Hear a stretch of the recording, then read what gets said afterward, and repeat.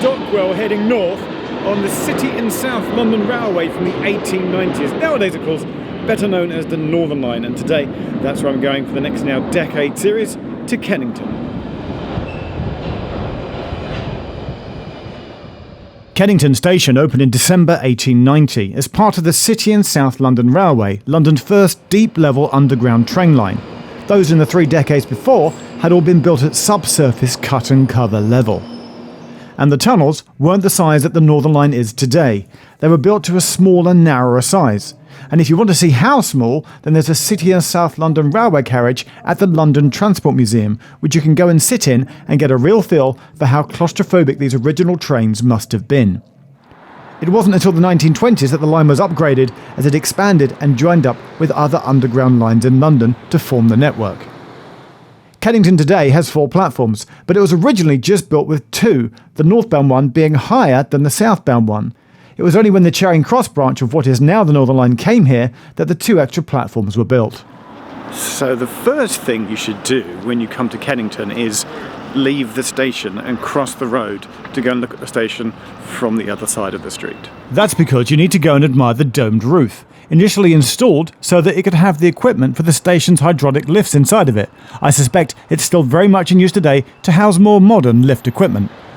And often, people think that this is the only dome of this type on the London Underground network. But no, I made a quick journey south just to confirm that the one at Clapham Common Station is still there, which it is, and you might want to argue that it's prettier or more impressive than the Kennington one. Nice to see pigeons here, by the way. They give me a sense of enormous well-being. Anyway, I also popped back to Kennington in the evening as well, when it was dark, just to check that the dome looks splendid lit up at night. And it does. Excellent.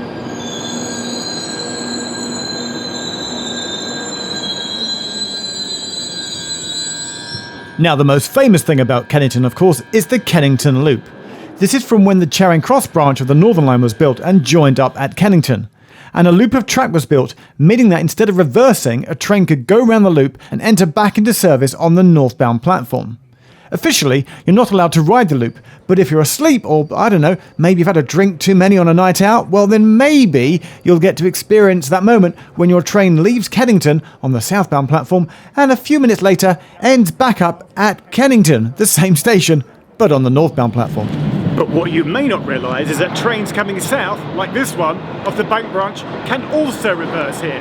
That's because, in addition to the loop, there's also this simple siding for trains that come down the Bank branch, and they can use it to reverse and head back north again. It's rarely used, and is also on a fairly steep incline due to the fact that the northbound and southbound platforms are at different levels.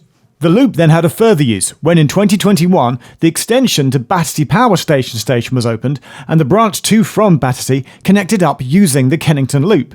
So there's less trains that go around the loop nowadays, as most of them now carry on down to Battersea, but Kennington terminators from the Charing Cross branch do still exist and they do still go around the loop.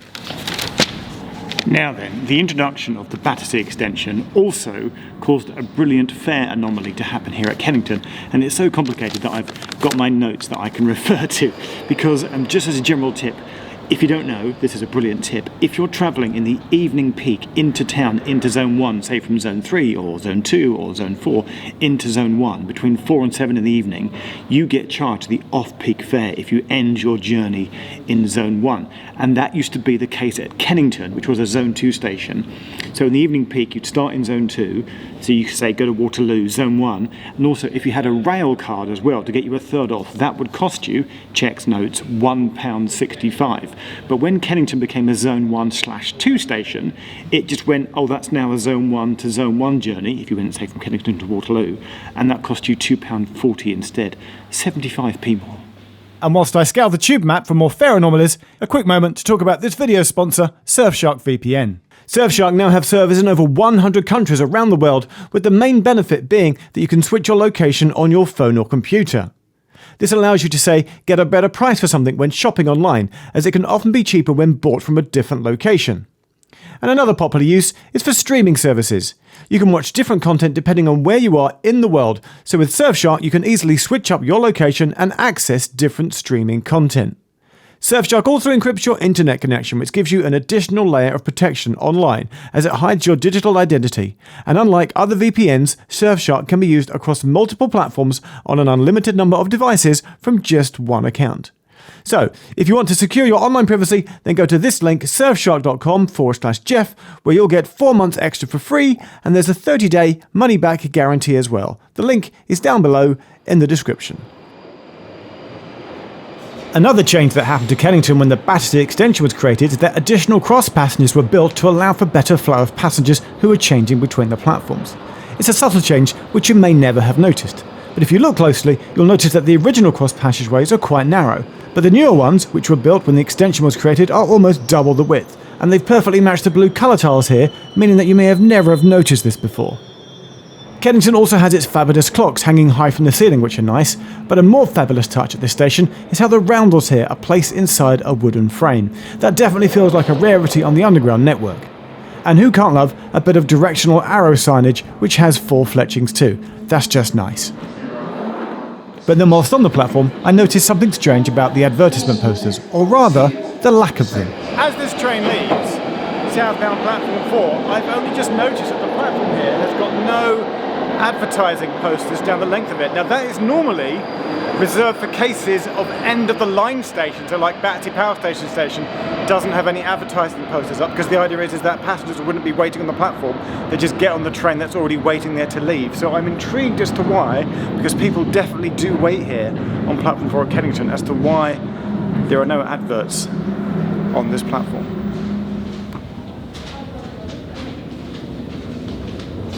I also dug deep into my old archival footage from a film that I made many years ago and found this brilliant clip at Kennington that shows a small room off of one of the platforms. This is the IMR, the interlocking machine room, and there were 17 of them up and down the Northern Line which were used for signalling before the line was upgraded and automated. And here at Kennington, it shows the layout of the station again, all lit up with the loop as well. The rest of Kennington is the standard 1890s build tube station. Small twisting corridors and a spiral staircase that seems to go on forever. But here's one more thing that I'd never noticed before, because the Northern Line gets a night tube service on the Charing Cross branch, but not on the Bank branch. And because of this, the station has changeable, swappable signs that are on hinges, and they're moved into place overnights on Fridays and Saturdays so that passengers get directed to the Charing Cross platforms only and don't end up waiting for a night tube service on the Bank branch, which never comes. And that is your look at this 1890s built station, Kennington. City and South London Railway, then became the Northern Line. There's more like this in the playlist. We're going through the whole tube network decade by decade, to the next will be the 1900s. Thanks for watching.